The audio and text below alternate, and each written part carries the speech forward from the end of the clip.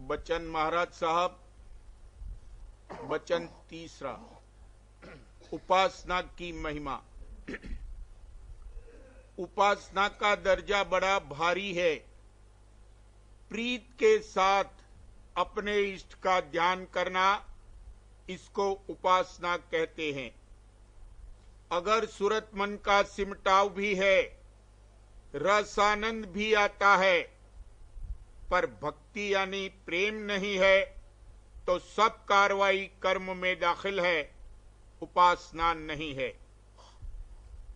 शुरू में कर्म की जरूरत है। कर्म यानी करतूत मूल है, मगर नतीजा उसका उपासना होना चाहिए। इसमें दर्जे हैं, पहले कर्म, बाद उसके उपासना।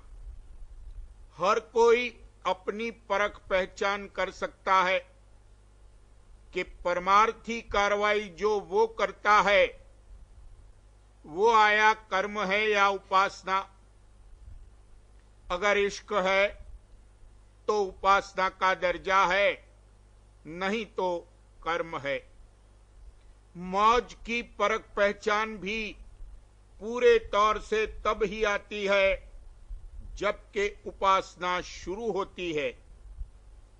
भक्तजन हमेशा ऐसी कार्रवाई करता है जिसमें के मालिक की प्रसन्नता होवे। जतन करना जरूरी और लाजमी है। सीपी का काम मुंह खोलना है और मालिक का काम बरखा करना है। अगर मुंह ही ना खोलेगा यानी जतन नहीं करेगा तो दया कैसे आवेगी। जब चरणधार से मेला होता है, तब जैसे मीन जल में केल करती है, वैसे ही भक्त की सूरत अमृत की धार में किलोल करती है। कहने का मुद्दा यह है कि सिवाय प्रेम के जितनी परमार्थी कार्रवाई हैं, सब रूखी फीकी हैं।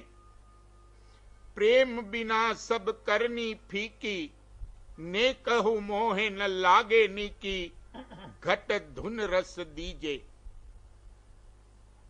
मालिक जिस पर निज बख्शिश फरमाते हैं, उसको प्रेम का किनका दान देते हैं। ये दात मालिक ने अपने हाथ में रखी है। सिवाय राधा स्वामी दयाल के किसी की ताकत नहीं है कि प्रेम की दौलत बख्शिश करे। प्रेम में रस और आनंद है। जिसको के प्रेम का सरूर आता है, उसको कुछ ख्याल करनी वगैरह का नहीं रहता है। उसकी करनी क्या है? मुंतजिर रहना। जैसे सीपी स्वाति बूंद के लिए मुंतजिर रहती है, गरज के मुंतजिर रहना यही भक्तजन की करनी है। जब प्रेम प्रकट होता है, काम क्रोध वगैरह सब अंगों पर पटरा पड़ जाता है। एक प्रीतम ही रह जाता है और बाकी सब भस्म हो जाता है। जब तक के प्रेम नहीं है, तब तक बांबी का ठोकना है। सांप बिल में बैठा हुआ है, उसको मारना चाहिए।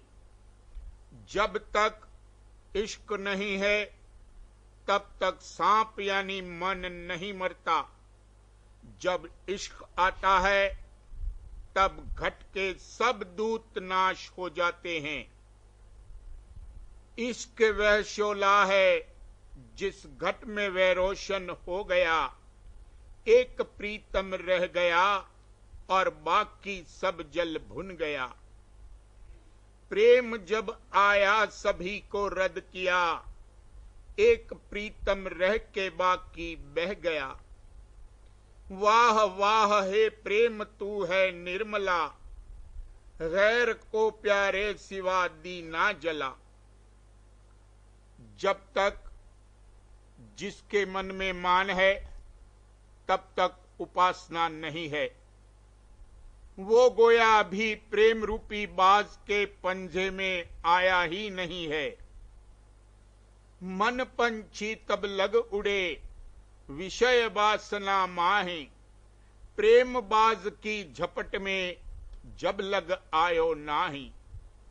जहां बाज बासा करे पंछी रहे न और, जाघट प्रेम प्रकट भया नहीं कर्म को ठौर। मानंग कई एक किस्म का होता है, जात बिरादरी का, हसब नसब का, ओहदे हुकूमत का, गुण जौहर और हुनर का, और परमार्थी करनी का। 3 लोक तक किसी की ताकत नहीं है सिवाय राधा स्वामी दयाल कुल मालिक के मान को मर्दन कर सके। कंचन तजना सहज है, सहज त्रिया का नेह, मान बड़ाई ईर्षा दुर्लभ तजनी ये।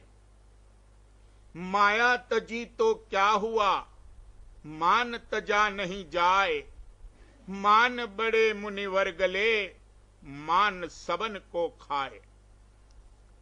काला मुख कर मान का, आदर लावे आग, मान बड़ाई छाड़ कर रहे नाम लो लाग।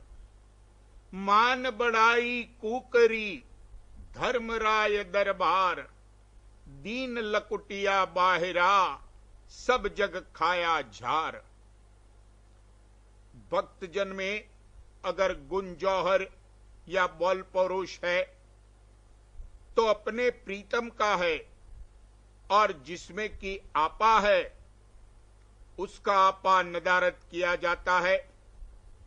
जीव की ताकत नहीं कि आपे को वो आप मार सके। राधा स्वामी दयाल हर तरह लड़ा भिड़ा के, हिला हिला के, मार मार के इसका आपा खोजते चले जाते हैं। सतगुरु तो है छिन छिन पोसे, हंगता तेरी सब विधि खोसे, तू कर उन चरणन होशे, सतगुरु से मत कर रोसे। जैसे जब दरख्त की जड़ नहीं काटी जाती है, उसमें नई नई डालियां और पत्ते निकलते हैं, लेकिन जो पेड़ का नाश करना मंजूर है तो पहले जड़ काटनी चाहिए। या जैसे माला का सुमेर निकाल दो तो सब दाने माला के आप गिर पड़ेंगे, ऐसे ही आपा जो विकारों का मूल है, पहले राधा स्वामी दयाल उसको काटते हैं, उसी पर हमेशा नजर उनकी रहती है। दूसरे विकारी अंगों में जब जीव का बर्ताव होता है तब अंतर में वो पछताता है और अपने को नालायक समझता है, इससे मसाला खारिज होता है। लेकिन जो कोई इसकी मान बढ़ाई करता है तो फूलता है, इसमें उल्टा सुर्त का बाहर बिखेर होता है और इसका कोई इलाज नहीं है सिवाय नजर इनायत राधा स्वामी दयाल के। अगर दूसरा इसको नालायक कहे तो लड़ने को तैयार होता है, और आप अपने को जो वाकई नालायक समझता है तो उसे गुस्सा न होना चाहिए। असल में पूरे गुरु जब इसको मिलते हैं तब मान मर्दन होता है, और जो झूठा गुरु मिला वो इसकी खुशामद और खातिरदारी करेगा। जो सच्चे गुरु हैं वो कभी प्यार भी करते हैं और कभी भींचा भांची करते हैं, यानी फटकारते हैं। कहने का मुद्दा ये है कि जब भक्ति अंग जागता है तब ये नीच नीच, ये नोच नोच के दोनों हाथों से मान अंग को दूर फेंकता है और धीरे धीरे उपासना का दर्जा हासिल करता है।